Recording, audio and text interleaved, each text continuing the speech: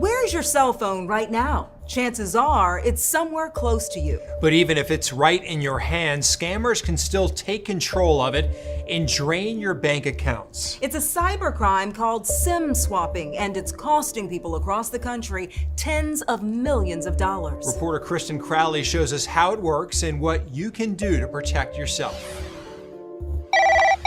For most of us, our cell phones are our lifelines. They hold access to everything from our contacts, to our passwords, to our bank accounts. And in an instant, it can all be taken from you. And it was probably one of the most traumatic experiences I've ever gone through. Daisy Jing.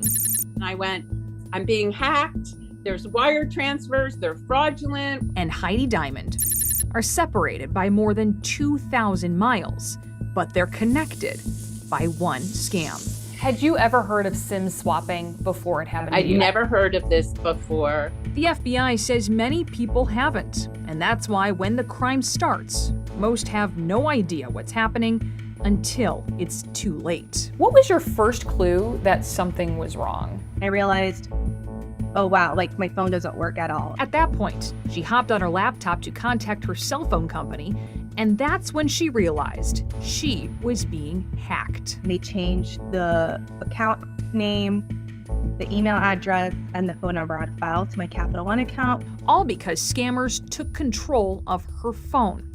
Here's how the FBI says SIM swapping works. It begins with identity theft. Scammers steal your information and convince your cell phone company they're you. They say their phone was lost or stolen and they need a new phone with a new SIM card activated with your phone number. Once that happens, all the information on your phone moves to the one in the scammer's hands, leaving your phone useless. An FBI agent we spoke with warned of the all-access nature of the scam and asked we not name him to protect his identity as an investigator. If that person has control of your phone number, then they also have the ability to access all those accounts that your phone number is tied to. And I didn't realize they were going to start going after like the financial accounts. That's when it was really scary. It was such a panic that, something was so out of your control. The scammers gain that access because SIM swapping bypasses one of the top protections experts suggest you use, two-factor authentication. If your bank texts or emails you a code, that now goes directly to the scammer, allowing them to reset all your passwords, access your accounts, and start to bleed them dry. That's exactly what happened to Heidi and Daisy. Someone posed as them and got each of their numbers assigned to a new phone. How much money was taken from you? Over $200,000. Just a few years ago, this scam was relatively uncommon. The FBI says that's not the case anymore. So the victims are growing. Growing exponentially. When it first started tracking this cybercrime from 2018 to 2020, the FBI says there were 320 SIM swap complaints for about $12 million in losses. But by 2021, there were 1,600 SIM swap complaints, and in 2022, more than 2,000, costing victims a combined $141 million. The spike is attributed to targeting cryptocurrency, but anyone can become a victim. What happens to these victims afterwards? Can they ever recover what's lost? Sometimes, if it's caught fast enough, it can be pulled back, but typically it relies on legal process like seizure warrants generated by us to try to go claw back some of those funds and try to return them to the victims. But oftentimes you may lose everything. Yeah, you may lose everything. So how can you protect yourself? Here's what the FBI says to do. The first step, don't overshare on social media. Information like the city you live in, where you work, who your family members are, can be used to steal your identity. Sharing details that you have cryptocurrency also makes you a target. Next, set up extra layers of security with your bank and other accounts. You can tell the institution you want to require a code word for certain transactions. You can also give two-factor authentication with a physical security key, essentially a flash drive, instead of using your phone number or email. Daisy was lucky. PayPal stopped the transfers before they went through, and Heidi's bank eventually reimbursed her money.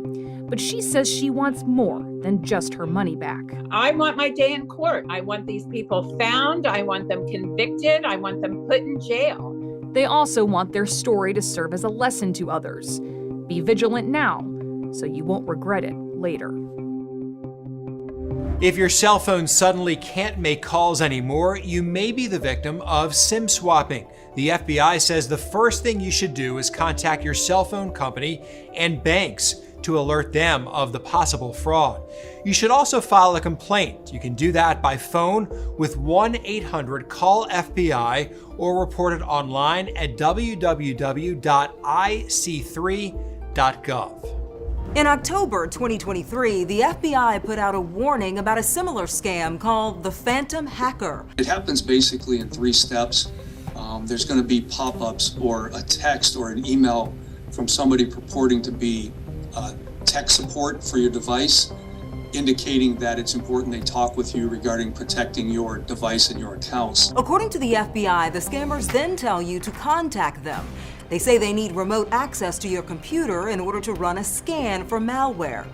Afterwards, they claim your computer and accounts have all been hacked. They're going to advise you that you'll be contacted by somebody from the fraud department of your financial institution or from your investment brokerages, and that person will tell you we need to move your money to a, quote, safe account in order to protect it from the hackers. Once scammers have remote access to your device, they have full control of it. The Bureau warns you should never download software at the request of someone who just contacted you.